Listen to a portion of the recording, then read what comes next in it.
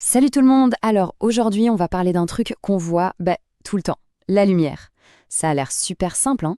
Et pourtant, cette lumière, elle cache des messages, des secrets de dingue sur les étoiles, sur l'univers. Alors, prêt à jouer les détectives de l'espace? Allez, on y va. Alors, regardez bien ça. D'un côté, on a un arc-en-ciel, super joli, juste après l'orage. Et de l'autre, une étoile perdue à des millions d'années-lumière. On est d'accord, à première vue, ça n'a absolument rien à voir. Et pourtant, je vous le garantis, ces deux-là partagent un secret. Et c'est justement la question du jour. C'est quoi le rapport entre les deux? Eh bien, la réponse, elle est juste là, sous nos yeux. Le secret, il est dans la lumière. Il faut imaginer que chaque rayon de lumière, c'est comme une bouteille à la mer, un message qui a voyagé à travers l'immensité de l'espace. Et notre mission, aujourd'hui, c'est de devenir des cryptographes, d'apprendre à lire ce code secret. Bon, allez, c'est parti pour la première étape. Comment on fait concrètement pour décoder cette lumière? Pour ça, il nous faut un outil, un peu comme une clé de déchiffrement pour un code secret. Alors, ce phénomène a un nom un peu scientifique, la dispersion. En fait, un arc-en-ciel, c'est juste la lumière du soleil qui passe à travers des millions de petites gouttes de pluie.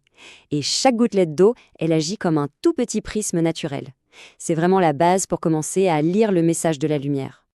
Au labo, bien sûr, on utilise un vrai prisme. Le principe est super simple. On envoie de la lumière blanche, comme celle du soleil, sur une face. Et là, à l'intérieur, le prisme va faire le tri. Comment? En fait, il ne dévie pas toutes les couleurs de la même façon. Le rouge est un peu dévié, le violet beaucoup plus. Et du coup, à la sortie, tada! On a notre arc-en-ciel bien propre, bien rangé. Ça, on appelle ça un spectre. Ok, petite précision importante. Faut savoir qu'il y a en gros deux types de lumière. D'un côté, la lumière qu'on appelle monochromatique, mono pour un seul, chroma pour couleur, c'est une lumière pure, d'une seule couleur, pensez au faisceau d'un laser rouge par exemple. Et de l'autre côté, on a la lumière polychromatique. Poly, ça veut dire plusieurs, c'est un mélange de plein de couleurs, comme la lumière blanche du soleil. C'est un peu un cocktail de couleurs. Voilà. Maintenant qu'on sait comment ouvrir l'enveloppe et déplier le message, on va voir ce que ces spectres, ces arcs-en-ciel de laboratoire, ont à nous dire. Et vous allez voir, il y a principalement deux grands types de messages à déchiffrer. Alors voilà les deux types de codes. À gauche, on a ce qu'on appelle le spectre continu. C'est un dégradé parfait, sans trou, comme un arc-en-ciel classique. Ce spectre-là, c'est le thermomètre. Il nous donne la température de la source de lumière. Et à droite, c'est complètement différent. Le spectre de Ré. Là, c'est un fond noir avec juste quelques lignes de couleur, très fines, très précises. Ce spectre-là, c'est la carte d'identité. Il nous dit de quoi est faite la source lumineuse. Chaque atome, quand on le chauffe, a sa propre façon de briller, avec ses propres couleurs. C'est sa signature. Ok, on va zoomer sur le premier code, le thermomètre. La couleur d'une étoile, ce n'est pas juste pour faire joli dans le ciel. Non, c'est une info capitale. C'est vraiment un thermomètre cosmique. En gros, plus un objet est chaud, plus la couleur qui domine va changer. Une étoile pas trop chaude va nous paraître rougeâtre. On chauffe un peu plus, elle devient jaune. Et si on la chauffe vraiment très très fort, elle va virer au bleu. Et là, attention, méfiez-vous de vos habitudes. Dans la vie de tous les jours, le robinet d'eau chaude, il est rouge. Le robinet d'eau froide, il est bleu. D'accord? Eh bien, en astrophysique, c'est tout l'inverse. Le rouge, c'est pour les étoiles les plus froides. Et le bleu, c'est pour les plus chaudes, les véritables fournaises de l'univers. C'est vraiment le truc le plus important à retenir. La couleur nous donne la température. Allez, on passe au deuxième code, la carte d'identité, le spectre de Rey, et ça c'est juste génial. C'est littéralement un code barre, vous savez comme sur les produits au supermarché. Chaque élément chimique qui existe, l'hydrogène, l'hélium, le carbone, tout ce que vous voulez, a son propre code barre lumineux. Et il est unique, il n'y en a pas deux pareils. C'est pour ça qu'on dit que c'est Rey, c'est la signature de l'élément, son empreinte digitale atomique. C'est exactement comme une empreinte digitale pour une personne. Elle est unique.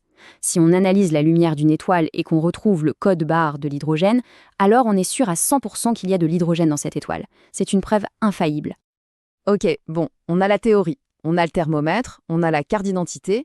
Maintenant, place à la pratique. On enfile nos blouses scientifiques et on va voir comment ça se passe en vrai. Alors, concrètement, comment on fait? Première étape, évidemment, on pointe un télescope sur une étoile pour récupérer un maximum de sa lumière. Deuxième étape, on fait passer cette lumière dans un instrument super précis qu'on appelle un spectroscope. C'est en gros une version pro de notre petit prisme. Troisième étape, on analyse l'image qu'on obtient, le spectre. Et enfin, quatrième étape, le vrai boulot de détective commence. On compare les raies qu'on voit avec une base de données de toutes les empreintes connues des éléments chimiques. Tiens, faisons un petit jeu. Imaginez, on vous donne le spectre d'une lampe mystère. On ne sait pas ce qu'il y a dedans. La mission, c'est de découvrir de quel gaz elle est remplie juste en analysant sa lumière. Prêt? Ok, regardons les indices qu'on a. On a notre spectre mystère en haut et en dessous, les empreintes de référence. On y va élément par élément. Prenons le mercure. Je regarde ces raies. Eh bien oui, toutes ces raies sont présentes dans le spectre de la lampe. C'est un match. On fait pareil pour le cadmium. On compare? Oui, ça colle parfaitement aussi. Maintenant, essayons le carbone. Je regarde sa première raie. Non, elle n'y est pas. La deuxième non plus. Aucune ne correspond. La conclusion est super simple. Notre lampe mystère contient du mercure et du cadmium, mais absolument pas de carbone. Et ben voilà, on vient de faire exactement le même travail que les astronomes pour les étoiles. Et la température alors? Grâce à l'autre code, le spectre continu, on peut mesurer des trucs de fou. Prenez une étoile bleue. Sa température de surface peut dépasser les 25 000 Kelvin. Alors, le Kelvin, c'est l'unité des scientifiques pour la température. Pour vous donner une idée, la surface du Soleil, c'est environ 6000 K. Donc là, on parle de plus de 4 fois plus chaud. C'est juste inimaginable comme chaleur. Ce petit tableau résume tout ça parfaitement. Une étoile rouge comme Proxima du Centaure, notre plus proche voisine, est en dessous de 3500 K. C'est la plus froide. Notre Soleil, une étoile jaune, est à peu près à 5800 K. Et une étoile bleue comme Naos, c'est une géante qui crame à plus de 25 000 K. On voit bien le lien, rouge, c'est froid, bleu, c'est chaud. Bon, on a brassé pas mal d'infos là. Allez, un petit récap pour être sûr que tout est bien en place dans nos têtes.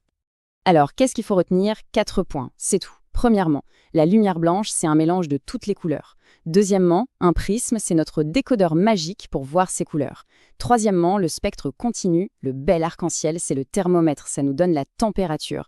Et quatrièmement, le spectre de Ré, le code barre, c'est la carte d'identité, ça nous donne la composition chimique. Avec juste ça, on peut savoir de quoi est faite une étoile et quelle est sa température, même si elle est à l'autre bout de l'univers. C'est pas incroyable ça? Alors voilà, la prochaine fois que vous verrez un arc-en-ciel, j'espère que vous ne verrez pas juste de belles couleurs. J'espère que vous y verrez la lumière de notre Soleil, décomposée, qui nous raconte son histoire, l'histoire d'une étoile jaune à environ 5800 Kelvin à sa surface. Vous saurez lire le message des étoiles. Bon, si cette petite exploration t'a plu et que tu as appris des choses, n'hésite pas à laisser un like et à t'abonner pour ne pas rater les prochaines vidéos. Allez, d'ici là, restez curieux et levez les yeux au ciel. Salut!